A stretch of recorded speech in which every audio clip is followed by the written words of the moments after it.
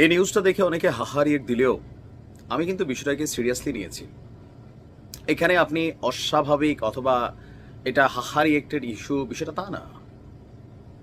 এই মুহূর্তে ভারতের জন্য সবচেয়ে বড় যে ঝামেলার ক্যারেক্টারগুলো এদের মধ্যে আমাদের এনসিপির যে পোলাপাইনগুলো আছে, এরা প্রত্যেকে টার্গেটেড এবং কি এটা এরা নিজেরাও বোঝে যে ডক্টর মোদী ইউনূসের সরকার সরে গেলে খুব সহজেই এদের জীবনও যেতে পারে। এটা কিন্তু আসলেই বাস্তব এবং আমরা যখন নিউজটি করছি অলরেডি আপনার এরকম চাঞ্চল্যকর তথ্য গণমাধ্যমে এসেছে। দৈনিক আমার দেশ পত্রিকায় যে নিউজটা ছাপানো হয়েছে সেই তথ্য অনুযায়ী ঘটনা কিন্তু সত্যর মতোই।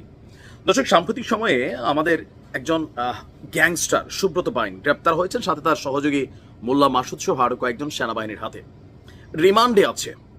রিমান্ড থেকে একের পর এক চাঞ্চল্যকর তথ্য দিচ্ছে। বলা হচ্ছে যে 2023 সালে সাবেক স্বরাষ্ট্রমন্ত্রী আসাদুজ্জামান খান কামাল, টিএমসির সাবেক ডিজি জিয়াউল হাসান এবং ডিআইজি মনিরুল ইসলাম সরাসরি সুব্রতের সাথে দেখা করেছিলেন। পরিকল্পনা ছিল জনাব তারেক রহমানকে লন্ডনে গিয়া হত্যার পরিকল্পনা, কিন্তু সরকারি প্রেক্ষাপট পরিবর্তনের পর, এই সরকার পতনের পর মিশন পরিবর্তন হয়েছে। দীর্ঘদিন যাবৎ সুব্রত পাইন এবং তার বাহিনীকে প্রস্তুত করছিল সার্জিস হাসনাত সহ আরো বেশ কিছু উচ্চ কিলিং মিশন নিয়ে। অলরেডি এখানে আমরা যতটুকু তথ্য দেখছি যে যদি সুব্রত সফল হতো তাহলে জনাব তারেক রহমানকে হত্যা যদি সফল হতো তাহলে সুব্রত পাইনকে মেরে ফেলা হইতো। সার্জিস এবং হাসনাতকে হত্যায় সফল হলেও তাকে মেরে ফেলা হতো, এমনটাই বক্তব্য। আর এই মিশনের জন্য তাকে স্নাইপার প্রশিক্ষণ, রাইফেল ব্যবহারের কৌশল এবং টার্গেট শনাক্ত করে গুলি চালানোর সক্ষম করে গড়ে তোলা হয়। এবং তার সাথে থাকা স্যাটেলাইট ফোন, এটাও কিন্তু একটা প্রশ্ন তুলেছে। এমনকি পাকিস্তানি পাসপোর্টে তাকে লন্ডন পাঠানোর পরিকল্পনা ছিল। 2025 সালের মে মাসে যখন সে আটক হয় তখন এখানে আবার নতুন তথ্য আসছে যে রিমান্ডে দেওয়া সুব্রত পাইনের তথ্য অনুযায়ী তার দলটি রাজনৈতিক নেতাদের লক্ষ্য করে টার্গেট কিলিং এর পরিকল্পনা করেছিল, যার মধ্যে বিএনপি, জামাত এবং নবগঠিত এনসিপির নেতারা ছিলেন। আর টার্গেট ছিলেন হাসনাত আব্দুল্লাহ, সার্জিস আলম সহ আরো অনেকে। অলরেডি অস্ত্র আনা হয়েছে নাকি সীমান্ত দিয়ে, আর তা পৌঁছে দেওয়া হতো রাজধানীর বিভিন্ন জায়গায়, মগবাজার, গুলশান, শাহবাগ, বাড্ডা প্রভৃতি স্থানে সন্ত্রাসী চক্রের হাতে। বাহিনীর দেওয়া তথ্য অনুযায়ী এই মিশনের পিছনে ক্ষমতাসীন দলের কিছু নিষিদ্ধ ঘোষিত উচ্চ পর্যায়ের নেতাদের সম্পৃক্ততা ছিল।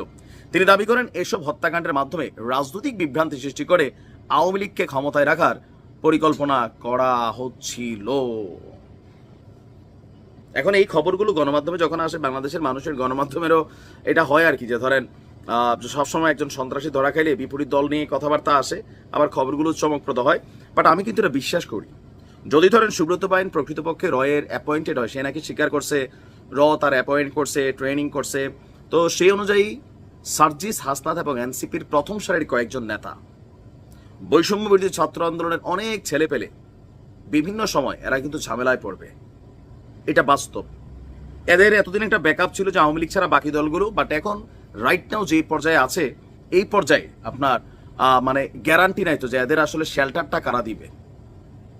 ডক্টর ইউনূসের সরকার 19-20 হলেই এনসিপির জন্য কিন্তু আসলেই দুর্দিনে আসবে। শুধু এনসিপি না, মানে এদের যে বড় বড় নেতারা আছেন, তো এটাকে একবারে হালকা নেওয়ারও কিন্তু সুযোগ নেই। সাবধানে থাকা উচিত, সচেতন থাকা উচিত। ভালো থাকুন।